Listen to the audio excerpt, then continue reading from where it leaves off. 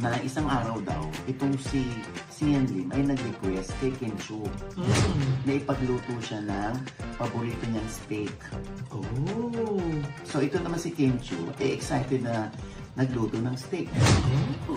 Siyempre, umapil si Sian Lim. Ganyan-ganyan, chikahan, ganyan-ganyan.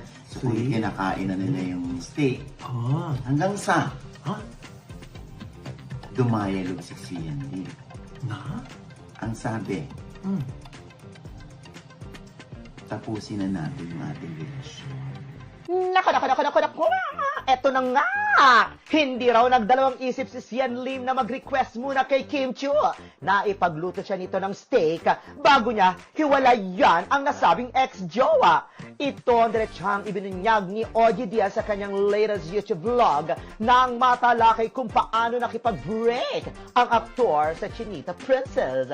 Lahat ng talent manager, hindi pa raw magkanda-ugaga si Kim na pagsilbihan ng dating nobyo ng paborito niyang steak para makachikahan niya rin ito.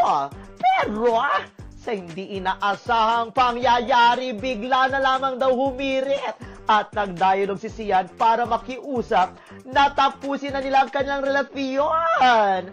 Ang rason umano, hindi raw siya paborito ng pamilya ni Kim kaya mabuting maghiwalay na lang daw sila dahil mukhang wala rin naman daw patutunguhan ang kanilang pagsasama.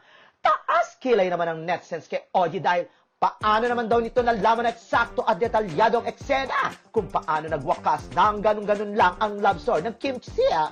Sagot ni Ogie, pwede naman daw itong i-deny ng dating couple dahil aminado siyang posibleng kulang pa raw ang naichika sa kanya ng kanyang insider. Ito sila'y pumaloy ang showbiz marites ng Abante Tabloid.